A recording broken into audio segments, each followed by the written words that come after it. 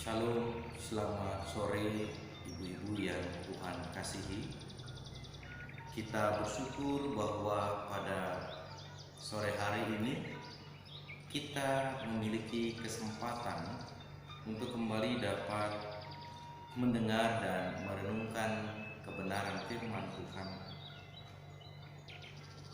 Namun sebelum kita bersama-sama mendengar dan merenungkan firman Tuhan sore hari ini, saya ingin mengajak kita untuk bersama-sama kembali mendengar dan bersama-sama kita memohon pertolongan Tuhan. Mari ibu-ibu yang Tuhan kasihi, kita berdoa. Tuhan Yesus yang maha baik dan yang maha murah, kami mengucap syukur karena di sore hari ini kami dapat kembali merendahkan diri untuk bersama-sama dengan keluarga kami, dengan para perempuan yang ada, mendengar dan merenungkan kebenaran firman-Mu. Tolong kami Tuhan, supaya kami dapat mengerti dan dapat memahami apa yang menjadi kehendak-Mu. Dalam nama Tuhan Yesus, kami berdoa dan memohon. Amin. Sore hari ini, ibu-ibu yang Tuhan kasihi, kita akan mendengarkan kesaksian firman Tuhan melalui surat 1 Yohanes pasal 4 ayat yang ke-7 hingga ayat yang ke-21. 1 Yohanes pasal 4 ayat yang ke-7 hingga ayat 21. Saya akan membacakan untuk ibu-ibu sekalian. Allah adalah kasih. Demikian judul yang diberikan oleh Lembaga Alkitab Indonesia. Firman Tuhan disaksikan. Saudara-saudaraku yang kekasih, marilah kita mengasihi, sebab kasih itu berasal dari Allah. Dan setiap orang yang mengasihi lahir dari Allah dan mengenal Allah. Barang siapa tidak mengasihi, ia tidak mengenal Allah, sebab Allah adalah kasih. Dalam hal inilah kasih Allah dinyatakan di tengah-tengah kita, yaitu bahwa Allah telah mengutus anaknya yang tunggal ke dalam dunia supaya kita hidup olehnya. Inilah kasih itu, bukan kita yang telah mengasihi Allah, tetapi Allah yang telah mengasihi kita dan yang telah mengutus anaknya sebagai pendamaian bagi dosa-dosa kita. Saudara-saudaraku yang kekasih, jika Allah sedemikian mengasihi kita, maka haruslah kita juga saling mengasihi. Tidak ada seorang pun yang pernah melihat Allah. Jika kita saling mengasihi, Allah tetap di dalam kita dan kasih-Nya sempurna di dalam kita. Demikianlah kita ketahui bahwa kita tetap berada di dalam Allah dan di dalam Dia, dan Dia di dalam kita. Ia telah mengaruniakan kita mendapat bagian dalam Roh-Nya. Dan kami telah melihat dan bersaksi bahwa Bapa telah mengutus anaknya menjadi juru selamat dunia.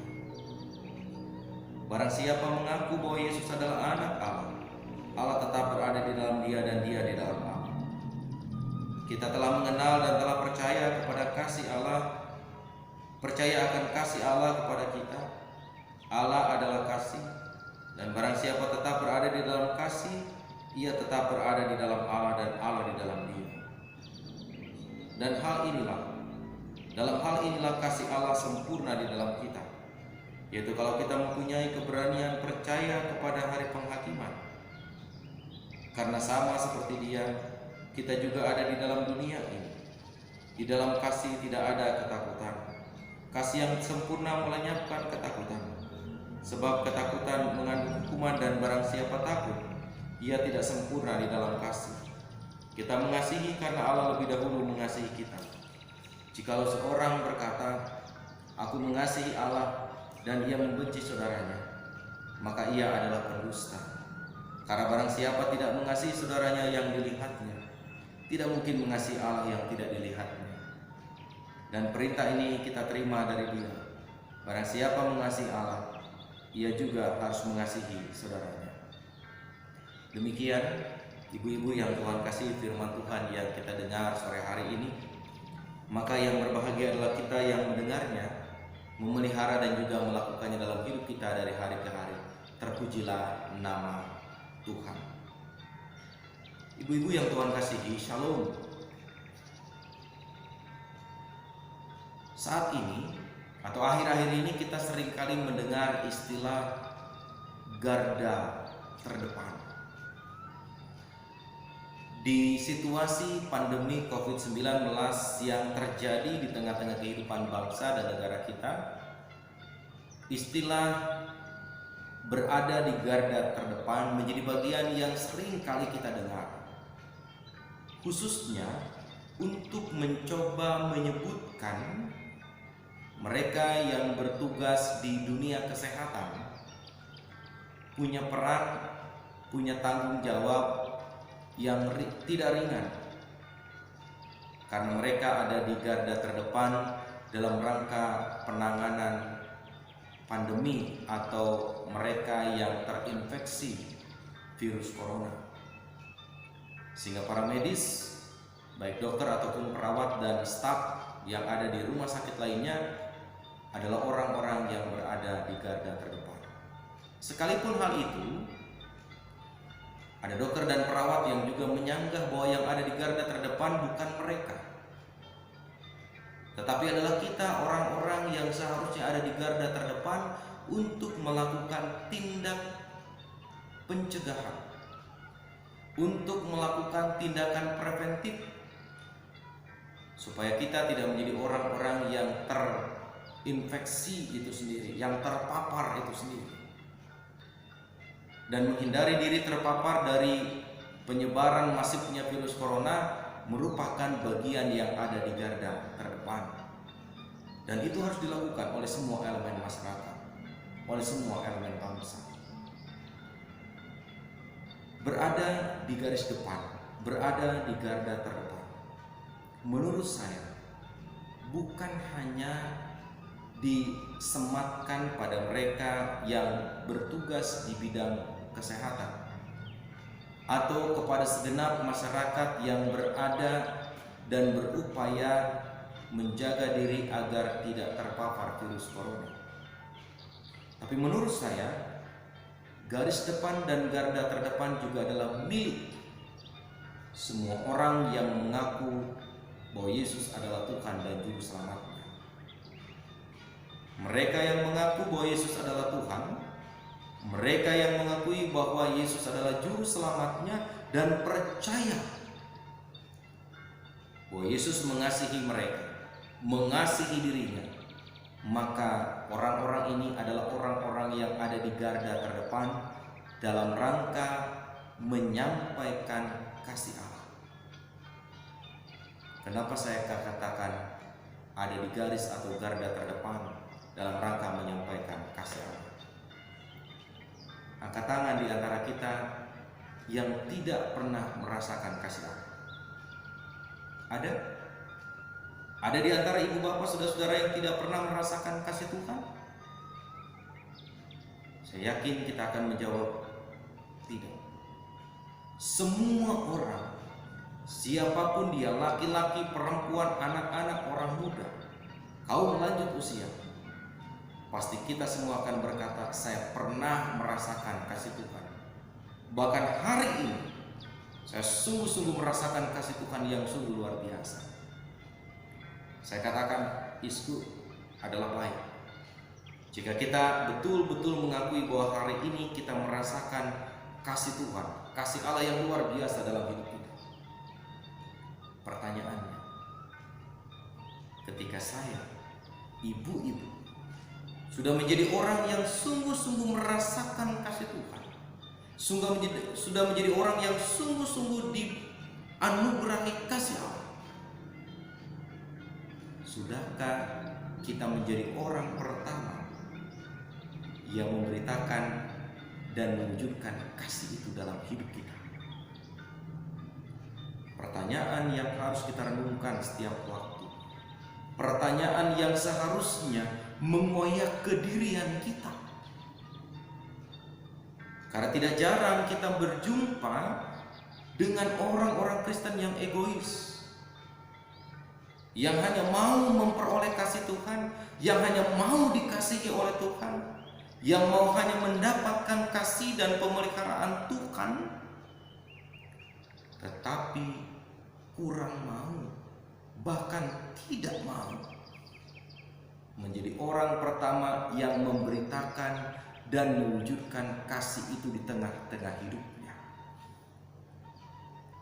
Hari ini kita berjumpa dengan sebuah teks Alkitab yang mengajarkan kepada kita bahwa siapa yang mengenal Allah, siapa yang mengaku mengenal Tuhan, siapa yang mengaku mengasihi Tuhan, ia harus sungguh-sungguh menjadi orang yang ada di garis depan untuk memperkenalkan dan memberitakan kasih itu kepada sesamanya tanpa terkecuali. Artinya, jika dalam hidup ini kita menjumpai orang-orang yang mengaku dia mengasihi Tuhan, dia mengenal Allah dalam perjalanan hidupnya, dalam hidup rohaninya, bahkan berani berkata Allah lahir di hati saya, Allah hidup dalam diri saya katakan saya aminkan itu. Tetapi jempol saya akan terangkat 2, bahkan terangkat 4 ketika itu bukan hanya dikenal oleh pribadi kita, tetapi juga dikenal oleh orang lain lewat perbuatan dan tindakan kasih yang sama kepada sesama.